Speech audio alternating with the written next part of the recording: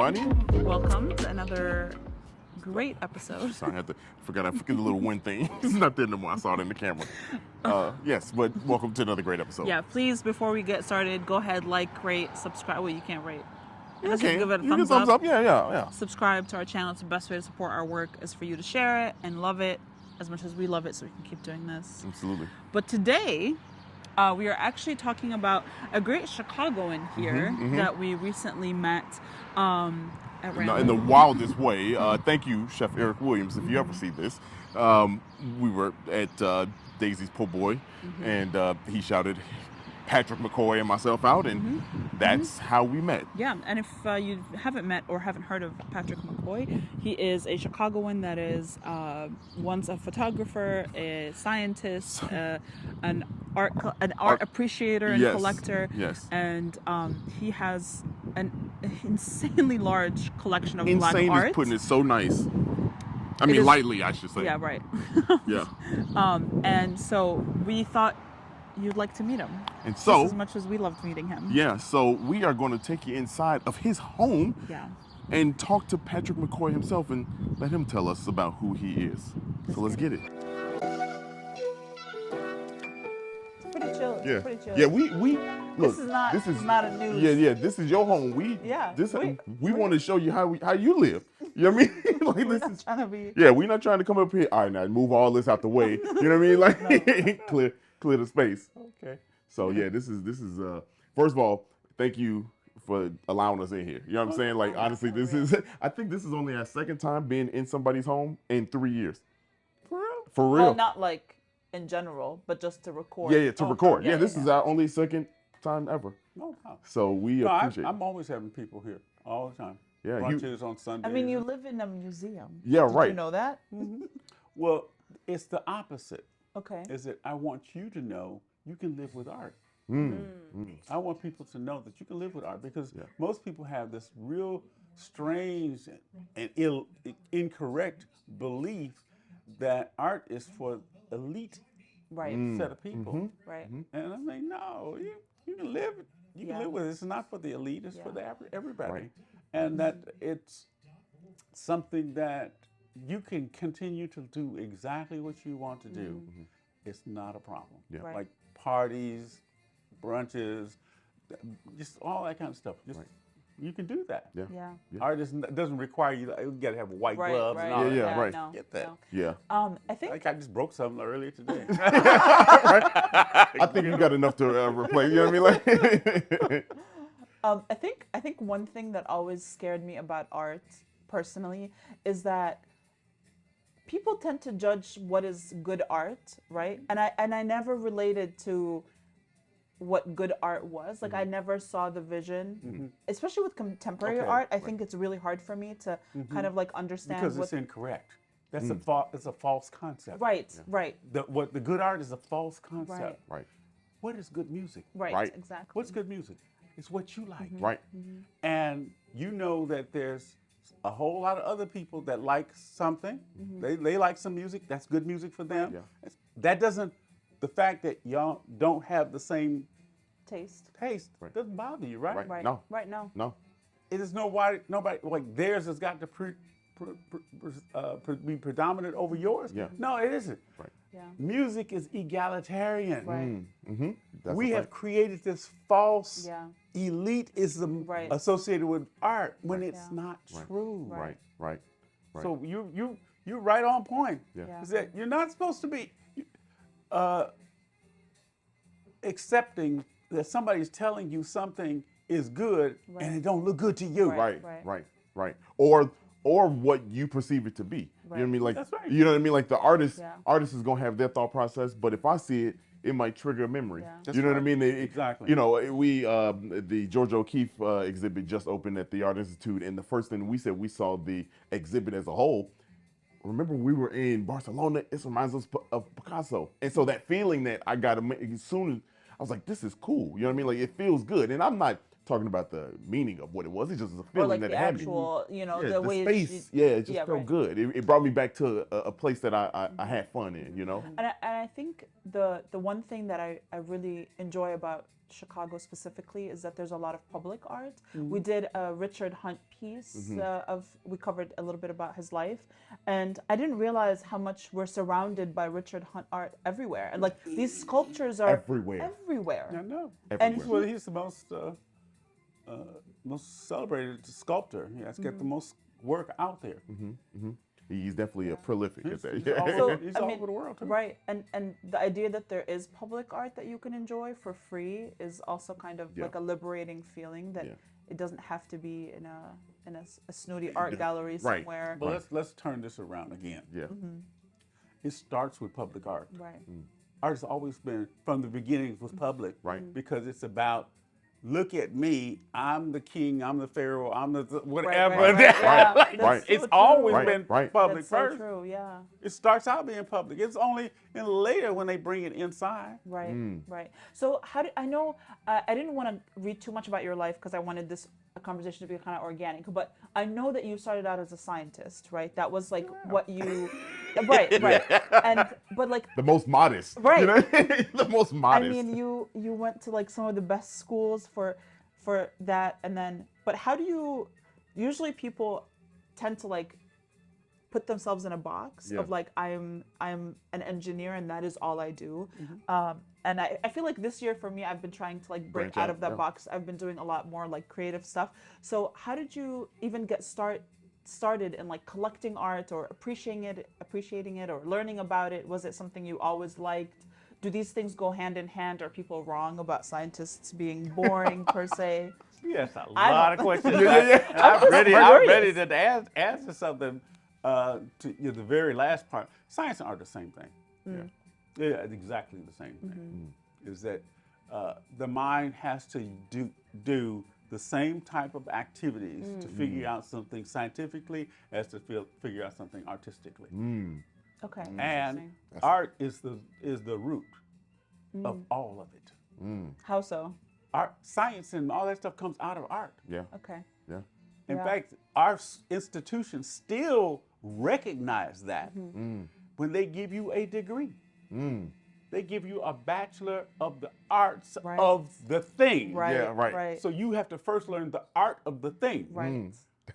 Well, that's Right, You get right. the Master of the Art You of don't the even think about thing. it. Yeah, right. Yeah. Right. Yeah, because I guess the word art isn't even like doesn't Tied to mean a just, like, picture or this, a painting or painting, yeah. sculpture. It's just Right. like It's about a way of thinking about right. something. Yeah. Right. Yeah. Right. Which meant that art and science comes out of that. They're the same thing. In fact, science comes out of art. Right.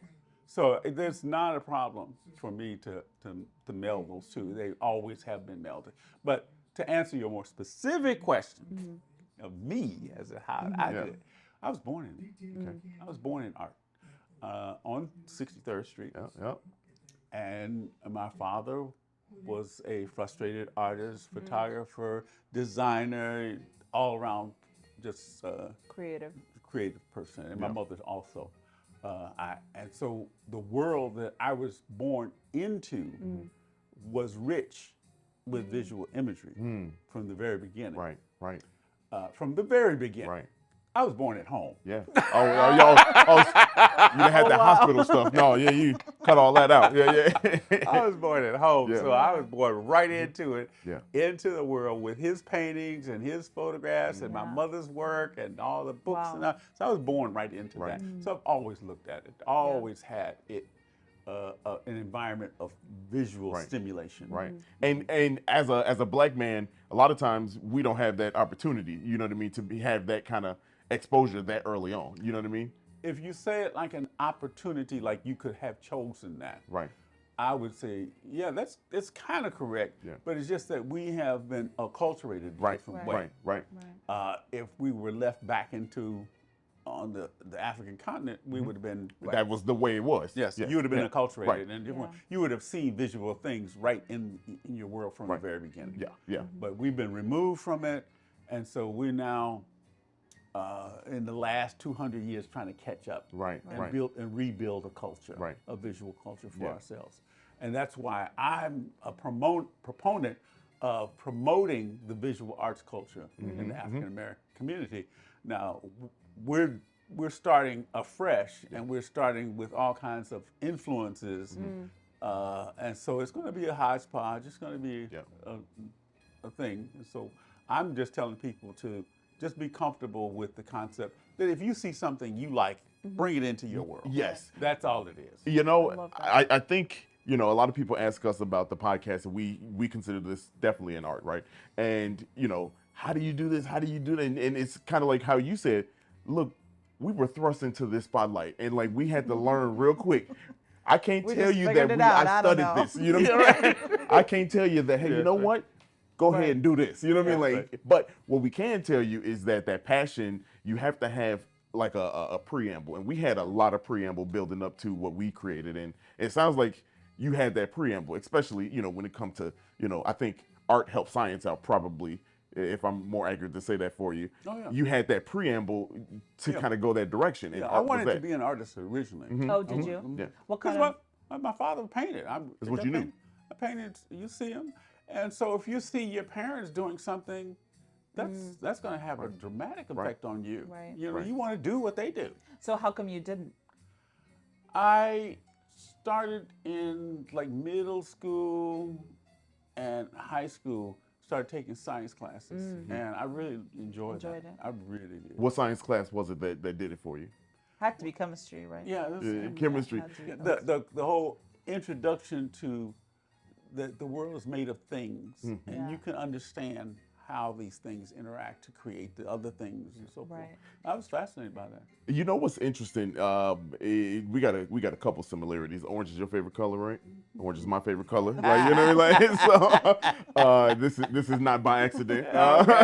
But when you talk about like science in particular in school, I can't sit here and say I was the best kid because it's on camera. Somebody gonna call me out.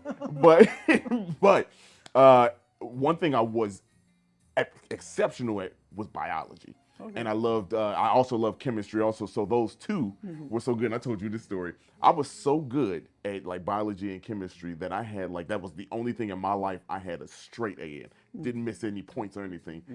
But I was also such a tyrant that before I would walk in class, sometimes the teacher would say, she would stop me outside and be like, other kids got to learn today. I ain't got time for you. And this is so easy for you. You need to calm down. Like, and I'd be like, I'm good today. Like, I'm fine. But it's just funny hearing you say that was a passion of yours. I didn't have any interest in like science, but I had the interest of the world is made of things. And so I think that's very fascinating that you kind of took that and ran with that. I don't know. I couldn't do it. I was more of a talker. I was too concerned with talking. Okay. Yeah. Storyteller. Yeah. Storytelling. Yeah. I'm a comedian also, so I like telling stories. So this is in my wheelhouse. But I mean, it's like biology makes sense because that's really the story of how things are to exist. Love biology. Yeah. My grandmother contributed a lot to my subsequent career as an environmental scientist. You know, that she took us early on out into the natural world and pointed out things and said, you can use this and you can do that, and this is how this. So it was sort of an indoctrination by the elders. Yeah. They teach you. And I can see how in other parts of the world that's how they pass the information on. They take the little kids out there and show them, you can eat this, this is what this is for, smell this, taste this, you know what. I think that's like the most basic form of education is like going out into the world and being like, this touch is it, tangible. That's right. You know what I mean? And kids are going to be watching everything. They watch, which is even in the art world. Yeah. I love for kids to come here. Yeah. Love for them because they see things different than we do. Well, a lot different. And so you don't tell them what to see. You ask them what they see. What do you see? Yeah. Right. You know, it's man, that's crazy because like even as adults, if we free our mind, we have that same thought process. You know, starting photography, and I said, I was like, man, I see the whole world differently. It's like the world is a picture. You know what I mean? Like everything is an opportunity. And like kids especially, I can only imagine coming to a place like this and being like, what do you see? This is, what do you see? What don't I see? You know, like what the. So I know you said it's important to you to let people know that they can live with art, right? But what kind of Like, did you ever think that your collection would be this large? This is massive. Was this always your goal, that you wanted to be surrounded by art this way? No, it's an organic. The development of this is organic. But the part of your question where you said about being surrounded by it, well, I grew up with it being surrounded by it. So that is a natural, that's a normal state Right. for me. Yeah. So everywhere I go, I'm going to do that because Yeah. that's what I've seen from the very beginning. Right. What you know. Like to see Yeah. art all the way around. Right.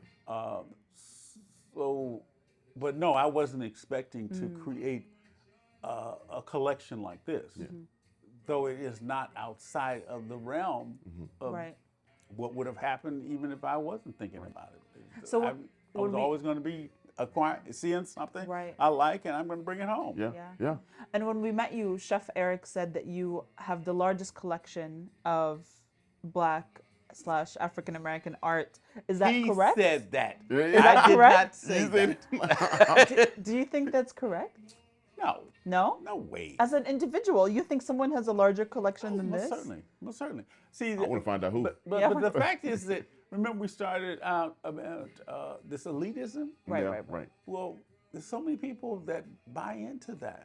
Oh, And when I they see. buy into it, a component of the elitism concept is a very strong interest in security and privacy.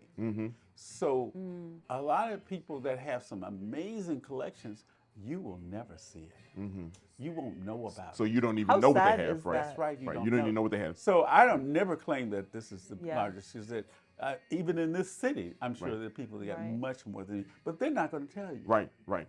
And That's kind of sad. It is. Well. What's the point of art if like no one can see it? Why are you? What is the point of billionaires? Right. Right. What is the point of billionaires? Right. That's really right. it's Right. a whole other. You can't spend it all. Why you know what I mean? are you a You billionaire? can't spend it all. Yeah, right. What is it? Multi-billionaire. Yeah. Like let alone For a what? single. For what? Yeah. Yeah. It's So, but it's the same thing. Is Right. that there's people that they just accumulate. They're not collecting. They're accumulating. Yeah. Right. Right. Accumulating things, and they have. I don't know if it's a passion or is it some sort of malignant behavior because Right. they just keep doing it way beyond the point of making any kind of sense Right. for a human being. Right. So, with my collection, my interest now is for people to see it. I want to share it. yes. And I'm even to the point of recognizing that after I die, I still want people to have the ability to see this. Yeah. There's a generosity that comes out of that, of wanting to be altruistic. These folks, I feel like they have a problem where that is not their intent. Right. Is it ever to go back into the Right. public? Right. You know, is that I want to die still grabbing for another dollar, you know. Even you can't. It's so. You. What a sad life. Yeah. Right. It is. Right. With art, which is Yeah. crazy. Like Right. because art is supposed to be free. Right. Like, But those are the people that are only buying that piece of art because someone somewhere to said brag that about the it. value yeah. of that yeah. is high. Oh, that's worth Right. $10,000 Yes, right it- there. And so I got it now. You know what I mean? Like Exactly. that's very true. Yeah.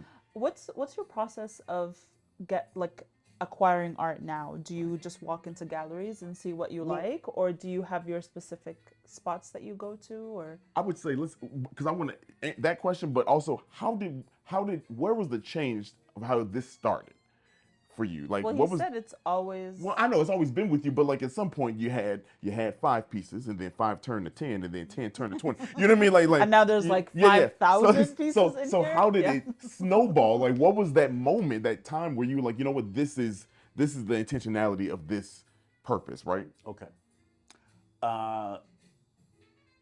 My first piece I got in 1968 when I was in college, and got it from my roommate.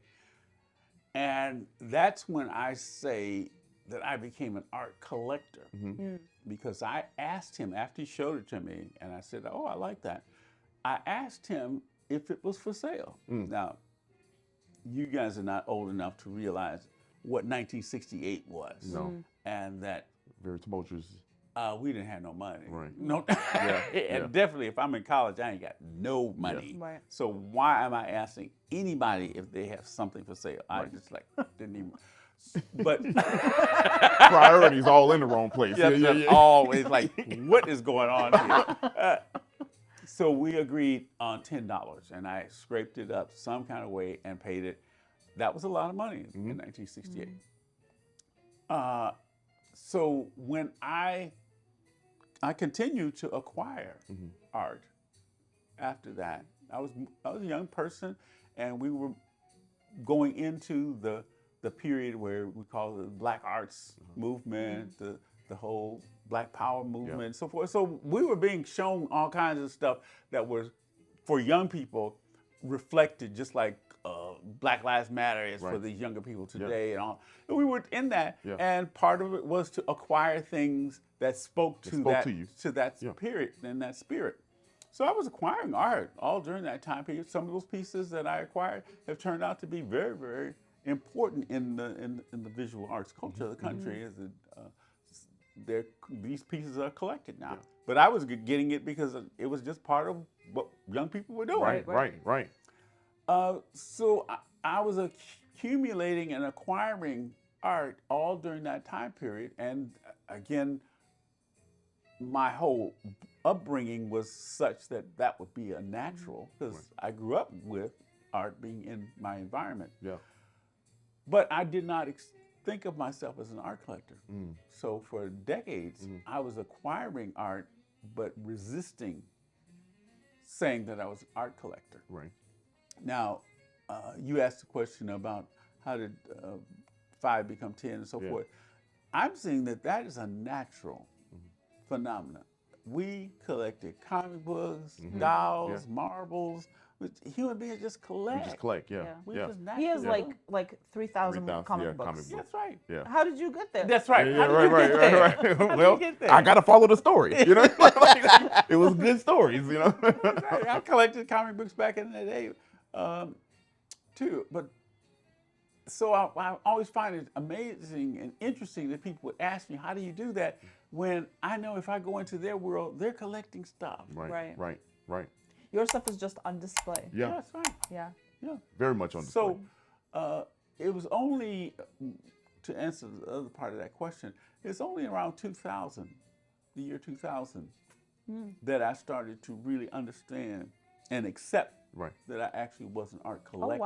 Oh, wow. So from 68 to the year 2000, you didn't consider yourself a collector? I actually resisted it. Wow. I would tell people I was not an art collector. Why? Yeah. Right. Huh? Why? What's the connotation with that? What was your thought process to saying no? Because I believed what I think most people believe, that art collector is a very elite status position and so forth, and I wasn't that. Right. So therefore I said, no, I'm not an art collector. I'm not rich, which is the first thing that people think. Right.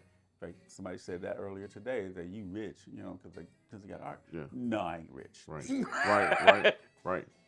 And we talked about, I'm not a very private person. I'm not concerned about security and all that other stuff.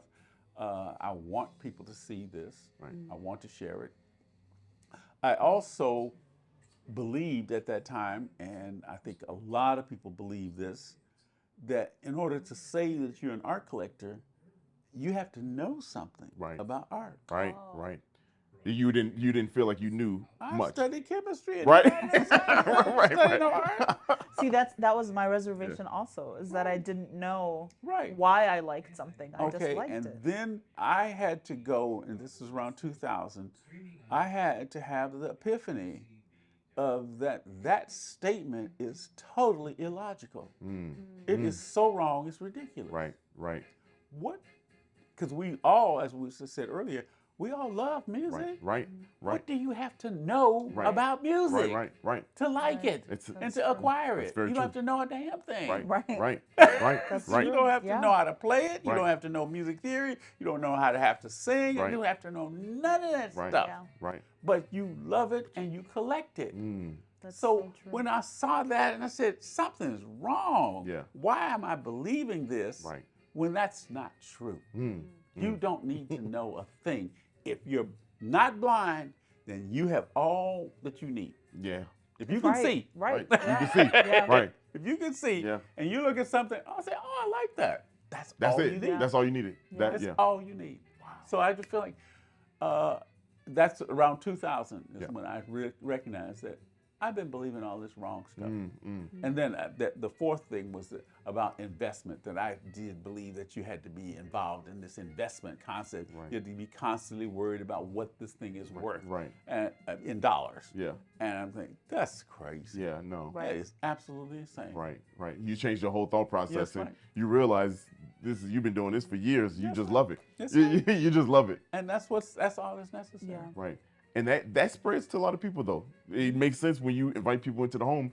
You know, it's amazement when you see it, and we'll have some clips and everything in here, but it's even better in real life. You know, like It is. certainly. It is. Yeah. It's incredible. Like, it's almost like I'm in this conversation. I'm listening to you, but truly, like my peripheral vision. I am so like. I just want to look at every single piece because you have some really incredible things here. And you know what? Just sitting here made me realize. So Dario's a photographer. We have a lot of photos up in our home, and I'm always like worried. Oh, would this match with the aesthetic of how? If I add these pieces, and truly, it doesn't matter at all. No, matching is Like- absolutely insane. It's Yeah. not. It's not a thing. In fact, remember I told you my grandmother used to take me out into nature. Nature is a cacophony of all kinds of things, and it all works. Right. And doesn't worry about matching. They're not worried about this color. Don't go with that It yet. doesn't matter. It's just like, Yeah. no. Yeah. All of that works. Right. Like, Yeah. and That's good. and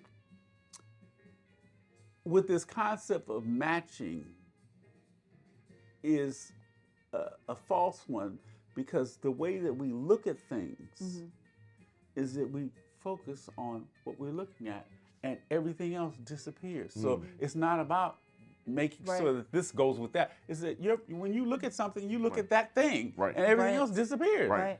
That's so true. Right. Yeah. And then you move and look at another thing. Yeah. So it doesn't have to go there. Yeah. That's this concept of that it has to match. To me, is boring. Right. Just absolutely boring.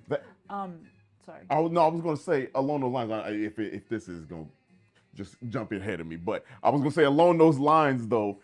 I know. I'm assuming that there's no rhyme or reason. You know, more Well, that's to the kind of location. what I was gonna say. Yeah, here. What I was. Oh, of course there is. Okay. Is that what you like is going to manifest itself if you just keep doing a thing. Just like you like comics, right? Love them. All right. Love them.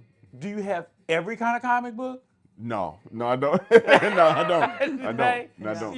You start to follow. Is that Specific. even though you start out having a general interest, it starts to fall into sort of categories and so forth. So this is organized by themes now, Okay. because Yeah. I started recognizing I'm drawn to certain things. What are those things? Well, one is orange.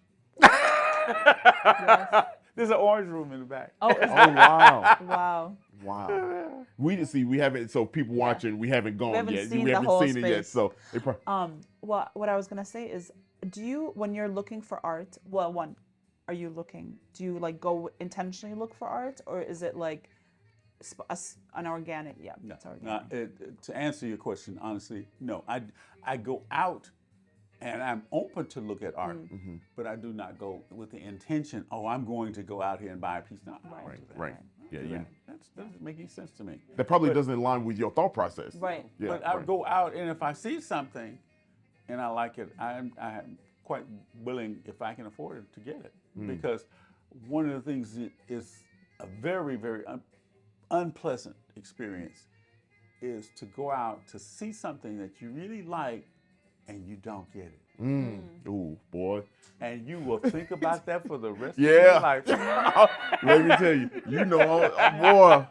Woo, I see camera gear and I'm like, Yeah, God dog it, I want that. Now I can't get it yet. You know. That's right. That is it. So there are art pieces that I kind of passed on, and I've never forgotten them. Wow. Like it's something about it's something that touches your spirit. Is that the reason why you collect is you want to have that. wanna have You it. want to always have that. Do you have any ambitions to go back and try to get some of those things, or No, usually they're gone. they're gone? They're I gone. see. They're Yeah. gone. That's why I tell people, if you see something you like, get it. Get Yeah. it. Do it You right can there. afford it, get it, because it will trouble you Right. the rest of your life. Right. And that's as a person that collects, right? You you don't want that. Like you don't want that because that almost clouds your judgment on everything else you do have. That's You know, because Yeah. I know all too well. I love that camera right there, but let me tell you, I want another one of those, and I'm like, that one, that turned into a stepchild to me right there. I'm like, I don't care about it. But it's a great camera though. You know, it's a great camera. And sometimes you lose sight of like, oh, it's actually still functional. You know what else? I didn't ever think of putting arts on cabinets and like. And on doors and closets and It's on the ceiling and all that stuff. You know what? This is a condo. Okay? And I bought the condo and I started filling it up with art. And then I recognized that I own this.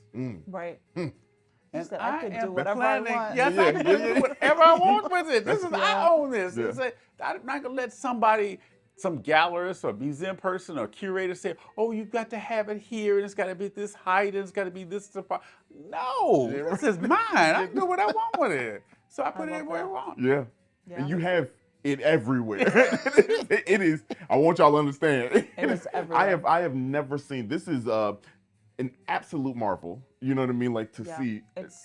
It's. And you know what's crazy? It doesn't feel overwhelming at all. You know, at all. Literally at all. Yeah. I was sitting here. I was like, I can imagine how some people might think that this would be like claustrophobic. Yeah. But truly, it's not. It doesn't. Like, No. And like you said, it's like when you're looking at something that is all you see. You're not looking at. Like I'm not looking at the whole. But even looking at the whole thing, it just. Yes, right. It's so impressive. Well, you look at it as a whole, it almost looks whole right. thing is art. It looks right. It looks together. You know what I mean? Like which Because is, that's how we look at nature. Yeah. It's like Right. you're looking at all of that stuff all at the same time. Yeah. Yeah. And then all of it makes sense. Yeah. Yeah. You It know really what's funny? If I saw a blank wall here, I'd probably be like, "What's going on?" what's Yeah. wrong here? Yeah, I can imagine. I go to people's houses like, ooh, this is horrid. Well, don't come over there. Why is the house naked? Yeah. All of our interviews got to be here then. Our house isn't. Hey, he gonna see a blank wall, and I'm Yeah, gonna I start know, I feeling know. subconscious. Now my intention over the next 10 years is to fill all these walls with art. Yeah, you know, I would say it. we have a photographer, right? And we keep on saying we want to print up some of my work because I take a lot of architecture, landscape, Chicago theme, everything, right? And we just haven't done it, but we will do it. And like this is 100% inspiration. You know I was a photographer. Oh yeah, really? What didn't you know do? that? No. I You're a didn't know that. cyclist, a Right, photographer, cyclist, photographer. a scientist. Wait a minute. You didn't know, I thought that's what you came here for. No, we thought the art was the thing. No, last year. Start the show over. Let's go. So as a photographer, right. Tell us about the first time. No, last year I got a lot of acclaim for my photographs that I took back in the 1980s, and I had, in fact, 5 shows last year. What? what? One at 659 Wrightwood. My photographs were at the Lyric Opera. We love the Lyric Opera. Were you there for Champion? We didn't go for Champion. We did a whole episode on them though, but we haven't gone. Did you go to Aida? Yes, Yes, I did. love They it. were up for Aida. They They were? were in the lobby. My photograph, 20-something photographs. We did We see did. them. We had to. did see We them. had to. Because she said, go in the intermission, go Yes. look at the, Go look at- gallery. Yeah. We definitely Those are saw my those. photographs. Yes. Wow. Right. Wow. Now, remember I said my father was a photographer and everything Right. like that. He was back in the 50s. He had Hasselblad. I'm like, how you do that? Because we living in 2 rooms and could barely eat. Yeah. Oh, I know. I know how it go.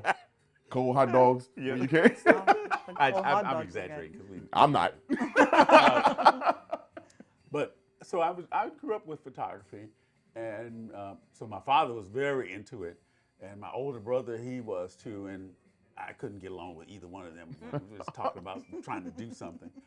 But I had a knack for it, and then I found out that it's been in our family forever. My great-grandmother, my grandmother, both of them, all of them had the little Brownie Instamatics back in the turn of the century. And they took photographs of everything. Everywhere they went, they had photos. I got tons of photographs. Oh my God. So I recognized after the fact, I recognized that I just had it in me to photograph things. Wow. So I had the little point and shoot camera through the 60s and 70s, and I'm taking pictures of everywhere I go and all kinds. And my buddy who went into photography, Ken Hester, he worked at Helix, and he said, you need to get you a 35 millimeter camera. You need to get serious about it. Yeah. Now, I'm thinking about my father and my brother, and I'm like, I don't want to do what they do. Yeah, right. And I definitely don't want them to teach me. Yeah. Leave me alone. Don't say. So, but Kenneth convinced me to get the camera, so I bought a 35 millimeter camera. And I said, okay, I'm not planning to take a class. I'm not that serious about this, but I'm going to make a commitment to carry this camera with me everywhere I go for a whole year. It lasted longer than a year. And I'm going to take pictures every day in this year, at least one. And the third part of that commitment was that if anybody during that year asked me to take their picture, I'm going to stop what I'm doing and take their picture. Okay, this is 1985. Okay. All right. I'm working, by then I was working for the EPA, and their office was down in the Loop, and I lived in South Shore. And I had already given up a car, so I was commuting on a bicycle. That's why bicycle, I ride everywhere. Okay, yeah. So I'm riding on a bicycle for that year with a camera hanging off my neck from South Shore to downtown. And everywhere I went, because sometimes I'd ride along the lake, sometimes I'd ride through the neighborhoods, and Chicago was off the chain back in the 80s. I'd ride through these neighborhoods, and invariably somebody would holler out at me, hey, take my picture. Yeah. Who asked? Right. You walk around with a camera, now they want to be in front of it. Yeah. I know. So But the funny. 80s was a different time period. And so I was constantly stopping to take these pictures of these people that asked me to take their picture. All through the projects, all the neighborhoods. And they would pose. I take the picture. I never posed anybody and so forth. So I ended up with thousands and thousands of photographs. It's inspiration. Of men, because women never asked me to take their picture. Yeah, that's a tough. I know. Yeah, I know. It's tough. Women do not do that. But a man, which I found out, all men are peacocks. No matter what they look like. No matter what. what We all want to show off. You know, we all want to flex in some way. You know. And so I think in the 80s, the camera was a novelty to see somebody with a 35 millimeter camera. I think there were some other aspects that by then, most people had not had good photographs of themselves because the film and everything was not set up for darker skin.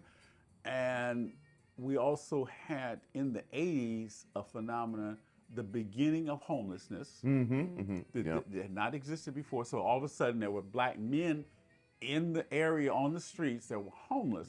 But when prior to that, they weren't. Nobody, in fact, Reagan had brought in that change in Reaganomics and that made all the factories close. So people were jobless when Chicago used to be the city where you always could get a job. Now people were jobless, that led to homelessness.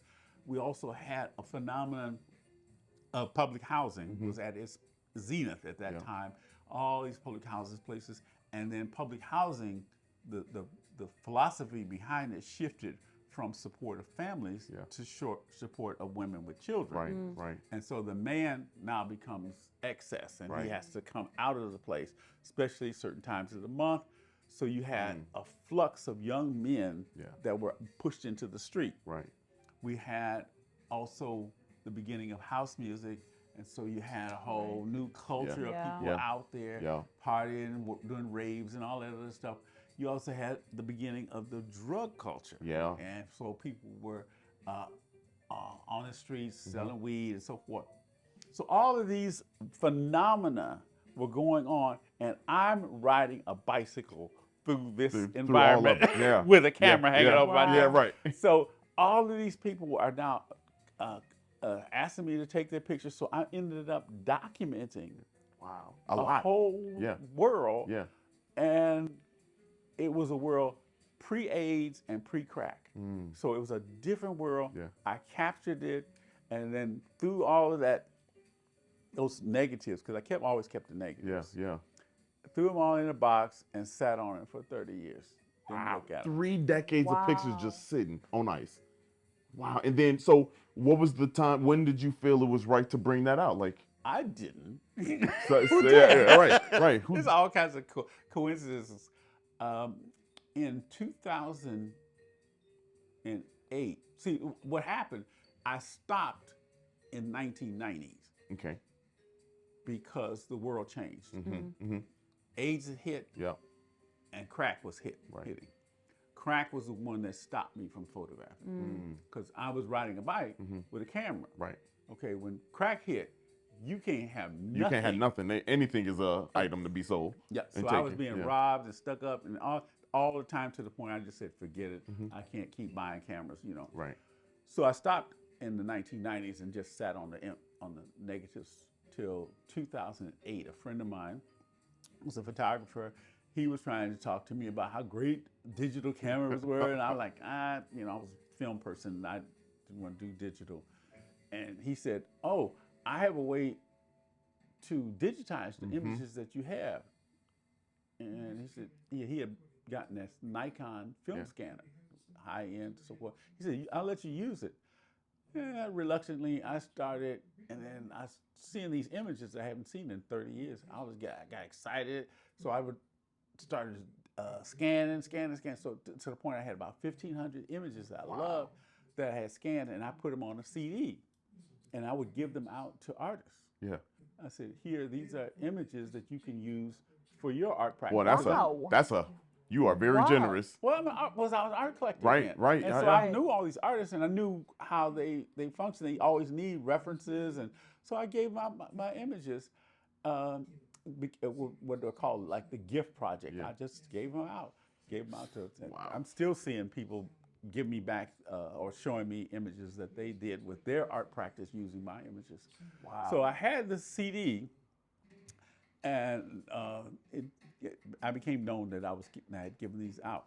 Well, in about 2012, I had a class came in to view my collection from the School of the Art Institute, and this girl was in that class, and she was going around, and she saw some of my photographs, because I used to have 5x7s that I printed up of my photographs. She saw them, and she said, oh, I really like this. And I said, yeah, these are mine, and I have a CD of them, and you want one? You know, so I gave her the CD. She lost her mind. Yeah, I would too. Yeah, she changed her thesis for her. She changed the thesis. Her thesis, and put it about my photographs. Wow. And then got on a residency at the Garfield. What's that? Incubator, arts incubator. Yeah. She got one of those residencies, and she did her project was to project my images on scrims that were hanging from the ceiling in Rockefeller Chapel. And she had 5 scrims, and they were going, and then she had this guy, he was mixing music while the things were being projected. So it was really, really interesting. That's a heck of a display too. Yes, right. Oh yeah. Wow. Yeah. Of my photograph, I was blown away, and people loved it. They were in the audience, they loved it, because I never thought about them as that people would gravitate and be interested in these photographs. They have a quality that I find now. Yeah. Because it was so real that people were asking to be photographed. So it wasn't me. Right. The intention wasn't coming from me. It was from them. You got the absolute raw moment of them. And they were giving me the images, the poses, and so forth. I did not direct anything. Well, also too, you know, that time period, especially for a lot of minorities, is not well documented. Yes, right. And so to have something that authentic documented, of course, that's something that people. That's what happened. Yeah. That's exactly what happened. Yeah. So that happened in like 2012. I still didn't do anything with it. Mm-hmm. By chance, in 2016, I'm at an artist reception, talking and drinking the wine and eating the cheese, talking to people, and there was the guys at the little circle that I was talking in, and he was saying what he was doing. He was going to be an assistant curator for this show that was coming to Chicago, Art AIDS America, about the underground art movement that occurred in the 1980s when Reagan and them just put the kibosh on any federal monies going to support AIDS. So any art associated was verboten. So there was this whole undercurrent movement, and in 2016 they had started a show of that art that had been done in the 80s that spoke about AIDS. So we're talking, he says that the show that has started in Seattle, Tacoma, there was a lot of controversy about it because they didn't reflect people of color. And that these were, people of color were the most impacted and so forth. And he said that his challenge was to find people who did artwork and photography and so forth in the 1980s. And I said, well, I did. Wow. Wow. What a way to fall into that. Yeah. So I said, he said, you did? I said, yeah. I got all these photographs that I took back in the 80s. He said, could I see them? I said, yeah, come on. So he came by. I showed him the images. I still had the CDs with the 1,500 pieces on it. He lost his mind. He took some artwork to put into the show because I even had artwork that had been done in that time period. And so my work was in the show. Wow. At the Alpha Woods Gallery in 2017. This, I think, it was some memorial period for AIDS. And in that show, they had 5 of my photographs. And during the opening, the keynote speaker, I didn't know she was a keynote speaker for the ceremony. She was being escorted around the show with a Tribune reporter.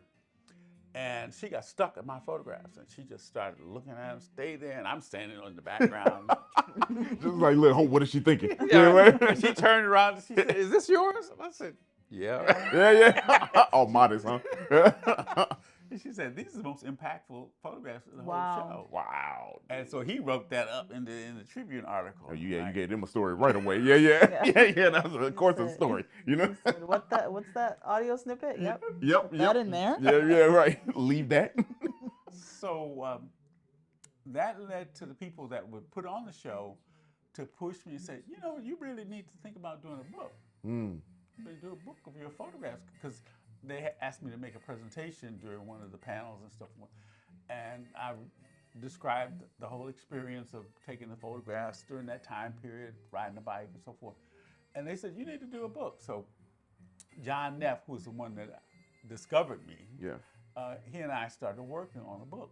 And we've been working on that since 2017, because the photograph, the negatives, I had thrown in a box. Yeah. You got to keep those safe. But I had no rhyme or reason. They were just all a jumble. Yeah. A jumble. No organization. I just threw them in there and just boxed it up. And so we spent about a year just trying to untangle that stuff. Oh, wow. And then, I had not done contact sheets and nothing like that, so we had to go through and look at each one of them. And so we've been working on that for several years. And in 2021,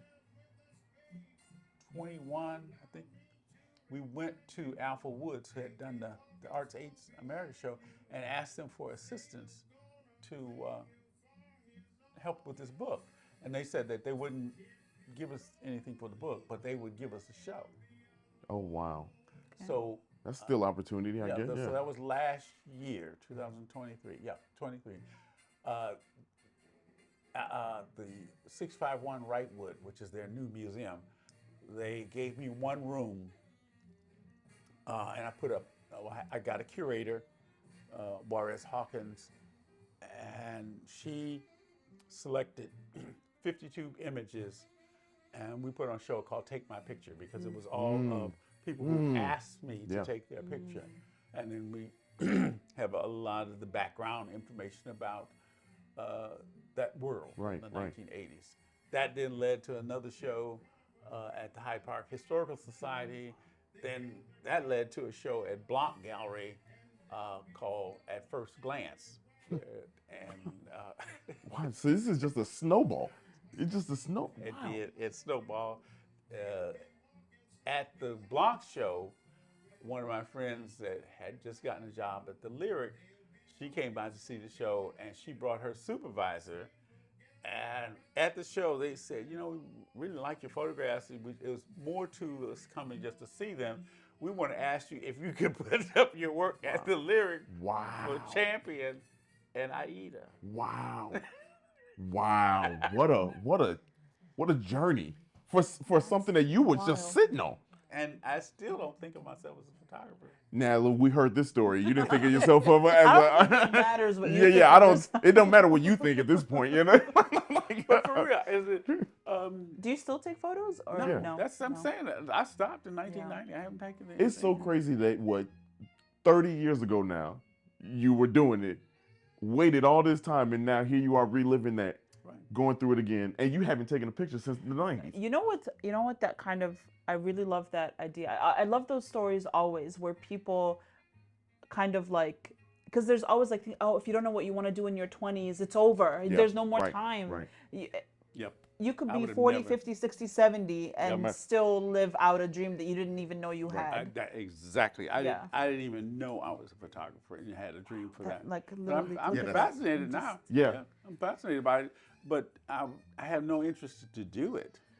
I think what it is that like just sitting here talking with you, I feel like you're just such an authentic, like you live your life in such an authentic way to who you are, and you really like, I don't know how to phrase this, but like you almost have no interest in living a life that is kind of like bland. No, not bland, but like directed. Kind of like for other people in a way that like serves their purpose. Like you're doing, if it fits who you are, great, and if it doesn't, you're not doing it. Right. And I think that's why like great opportunities like that come to people like yourself, because you live an authentic life, because you have no interest in fabricating something that isn't real, that will just collapse in a second. Like someone can pull a string and it all goes away. But this is really who you are. That's right. Like, so, and I think that's why it's... So you hit it right on the head. Yeah. Because people ask me, well, about selling this artwork, you know, you can make a lot of money. No, it's not about that. Right. That's not about that. Yeah. It's not you about know. that. I mean, and like I feel like at this point, well, at some point in life, you realize that like if your whole purpose is to chase money, you're never going to be fulfilled in any way possible. Yes, yeah. Money will come and go overnight. That is not. Yeah. That's not life.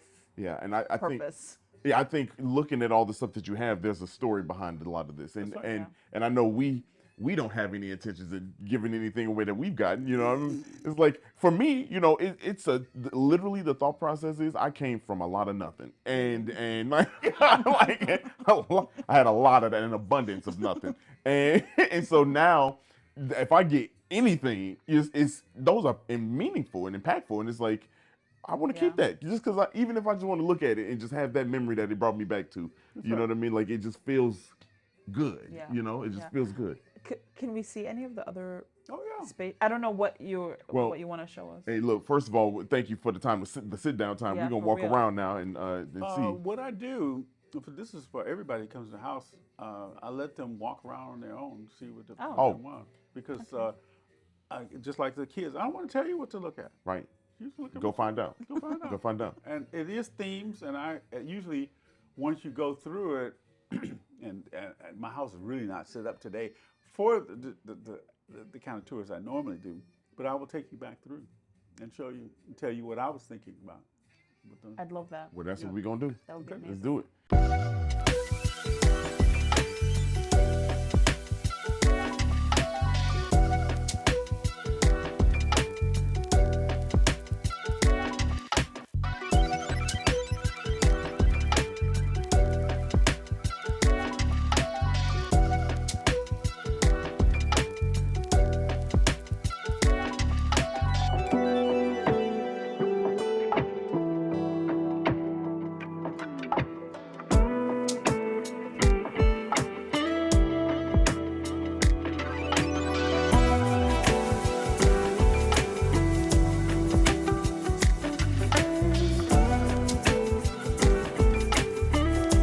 There you have it.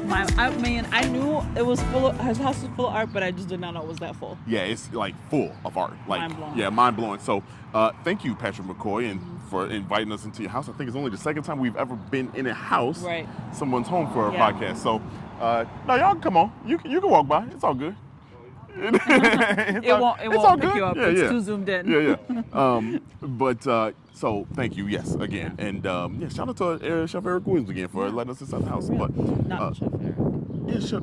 For letting us inside the house. Oh yeah, not inside the house, but like kind of. No. You know what I mean. Yeah. For introducing us. But yeah, I mean, my number one takeaway was that art, you can live with art. Shoot or shoot. That's the thing. Shoot or shoot. But if you can't, go ahead, follow us, like us, subscribe. Yeah. So we want to choose houses. We'll see you next Monday. We will see you next Monday. Bye.